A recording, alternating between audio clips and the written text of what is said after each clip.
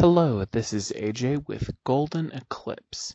Today I'm going to show you how to turn a rasterized image, or a raster image, into a vector image. This tutorial requires that you already have a basic understanding of how the pen tool works, as well as layering in Adobe Illustrator. Let's jump in. I'm going to show you 3 methods for this, all using the same image of this plane. The copyright information for this plane can be found in the pinned comment and the description. For the first method, let's take a look at down here on the right. You can see the words image trace.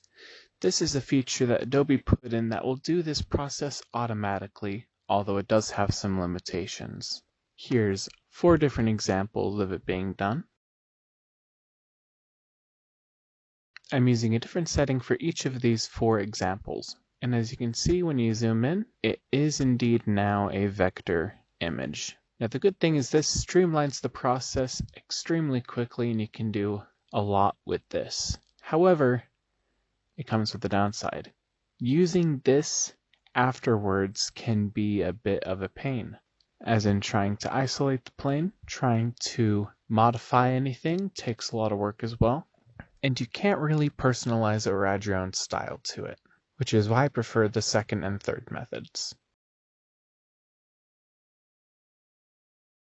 The second method takes a bit more time than the first one, but it does have a result that you can heavily personalize to your liking. Now the strategy here is to grab large parts of the plane, such as the main body as I'm doing here, and then use a gradient to color it.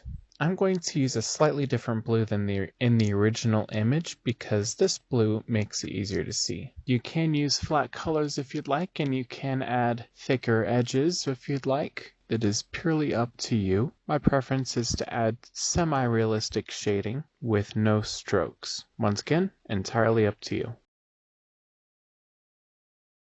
Now this third method is my favorite. It does take more time than both of the previous methods, but the result is very much worth it.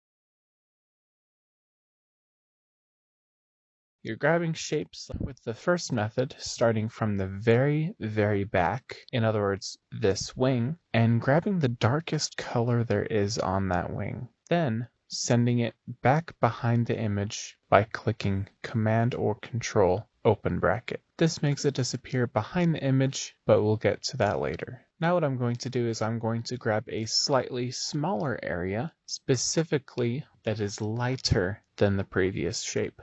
Once I have that pen tooled out, I'm going to use the eyedropper tool to make it turn a slightly lighter shade. Send it back. I'm going to repeat this process until I have basically the entire wing tooled out, with the exception of some specific details.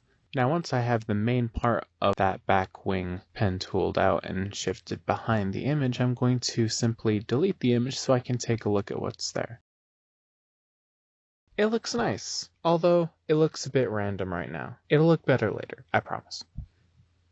I probably shouldn't promise. Now the goal is when you do the entire picture in this style, it tends to look a bit better than it currently is. So in the meantime, let's bring that image back, and now we can work on the details. Now I'm going to speed through the rest of this main body as well as the other wings.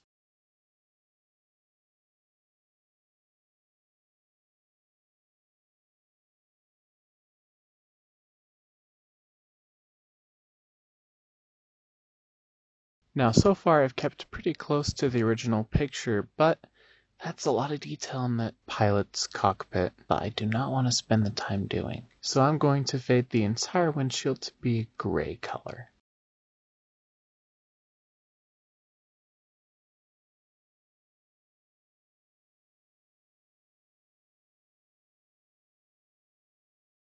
Alright, now I'm done. I'm going to delete the main image, and as you can see, I use this large, vibrant pink rectangle. Now the reason I use this is so I can see if there's any gaps left behind, and it looks like there's some gaps left behind for this windshield. Now that is that done, so I'm going to compare this end result with the other two. Just as an ending note, your project will be as good as the amount of time that you put into it. Now I put about 3 hours in, and it's a 3-hour result. I do not know if I'll be doing any more tutorials for Adobe Illustrator. There's already enough as there is. Just want to show something new, something that I hadn't seen anyone talk about before. But if I do, stay tuned for the golden eclipse. You can see my portfolio website in the description, along with the image's copyright information.